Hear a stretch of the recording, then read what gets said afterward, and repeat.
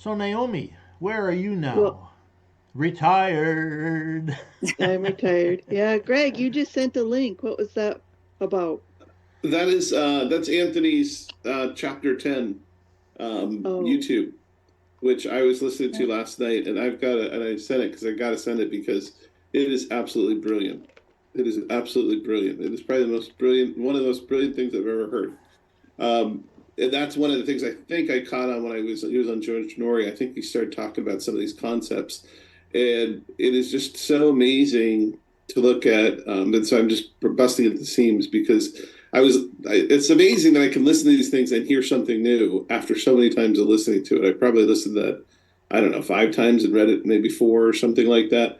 But he said, well, he's amazed that we can't remember, that it's taken us so long or taken me so long. I'm pretty persistent and dense at the same time, but I have to kind of laugh about that. But he spent a lot of years coming up with this, I think, or maybe had this brilliant moment long ago, but I just known it. But I'm like, how do you know this? But I mean, he talks about the inner field that we all have, which I think people know that they kind of have an inner voice or inner personality or whatever. But some of the things that are said in that chapter in which he talks about how everybody has a truth, for example. Every person, each of us has a different truth. We could drop a subject on the table here and we could all have different answers as to what the true thing that it is or what it means. Or let's take American Indian, for example. Tanya worked with the indigenous people. My perspective is probably very different than their perspective on any topic would be. And we all approach life through that. And many conflicts in life, is one of the things he mentioned, or almost all of them, come from the differences in these perceptions in our reality. We all have, and so you look at politics, you look at conflict in the media, you look at the world conflict on the war stage. War is all about conflict of people's truth, what is good, what is to be expected, what you should do. And then we also have that conflict in ourselves, in our emotions, and in our values and things like that, in that we perceive what's going on versus what we think something means. You tie up meaning into that. And there's the other thing that's really brilliant is to talk about there's virtual things that happen that are not true, both in the past and the future. So you look at Rocky. I mean, how many people has Rocky, something that really didn't happen? It's a virtual reality of the past, right? It's not an actual reality, it's a virtual one. But this movie of Rocky has inspired how many people to run marathons or to work out or get in shape. And so you look at that, and that virtual past reality is part of our mindset of our real reality. So in your history, that virtual happening, The Godfather, Rocky, these different movies, Willy Wonka, whatever it is, those are all your truth, right? You build this picture of the world that is your image of all these things that make this situation right or wrong, right? And now we talk about it, we're at odds or polarity with each other. I mean, that's such a brilliant understanding of what's happening in the world, right? We have this outer conscious and inner conscious. And you talk about, yeah, I hear him when he says, for example, he got depressed. Well, what he did was he looked at some way of looking at the world in a way that put him to a negative place. And the outcomes were negative from having that behavior. We've each done that in our life. We have negative outcomes because we're looking in the wrong quadrant.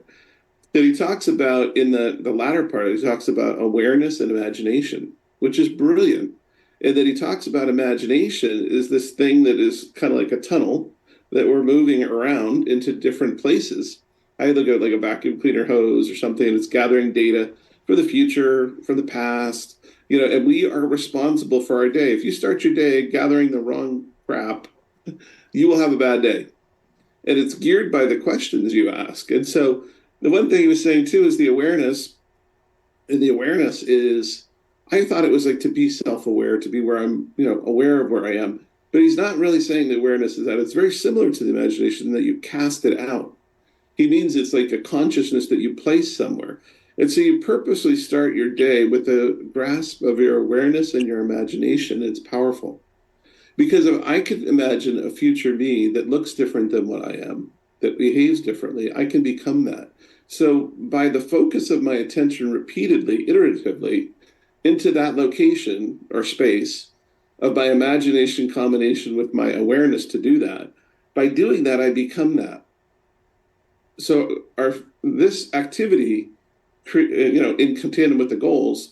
But part of the goal process is to be aware that you need to do this to become that. So we create our future ahead of ourselves. It's like we're paving a road that goes in the direction that we want. And some of the things that talked about in there are brilliant. As you do that, things that would have been real are no longer real. They're now imaginative. So what I would have done if I did nothing would have been this. But now because I've turned this way, that becomes an imagined thing that didn't happen. Okay, now I can look at it and I can gain knowledge from looking at it. But one of the things is when you create this mental awareness to the ability of the mind and the imagination to move, with one, he talks about rapid speed and great distance, all in a flash of a moment.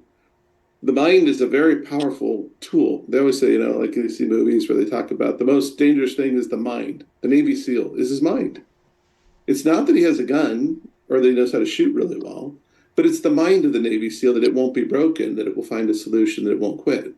That's most dangerous. You could give him a pen and put him in the room with a guy with a gun, and he'd probably beat him, right? I mean, he'd find a way to beat him. So, I mean, that's why our world and our country will stay free, is because of men like this that exist to some extent, that they won't be defeated. I don't care if you got bigger weapons; they would take the guy sitting behind the chair of the wheel, the weapon, because they want freedom, for example. So, but these concepts are really powerful. When you talk about mind, time, and power, I thought this book is like an opus. It's so cool that you start to see that time is something most people don't think about. They don't think about having a powerful mind, and the ability. The weak mind becomes, at task by other people with strong minds.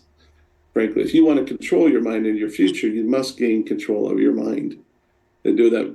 Which, by the way, I had a win. I worked out 5 times this week with a group of guys that I'm starting to work out with. 5 hours, 5 days. I'm working out today.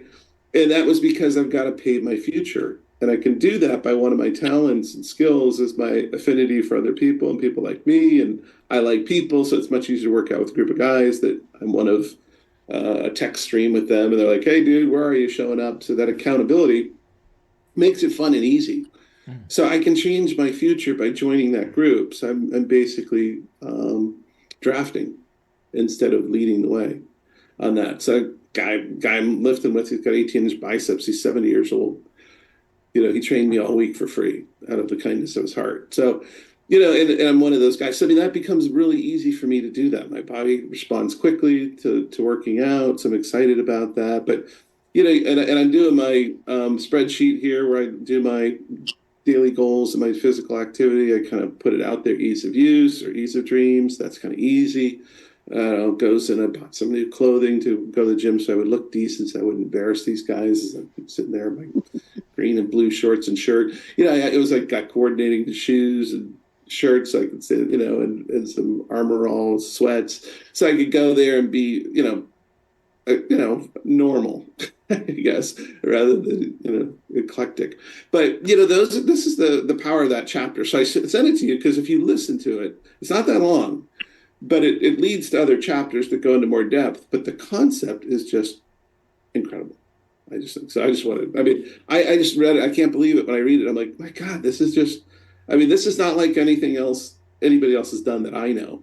For more information about this online community, to get your own copy of the book upon which this entire training series is based, either the ebook, the paperback, or the audiobook, go to mindtimeandpower.com, where you can also get a free copy of this Design Your Life workbook.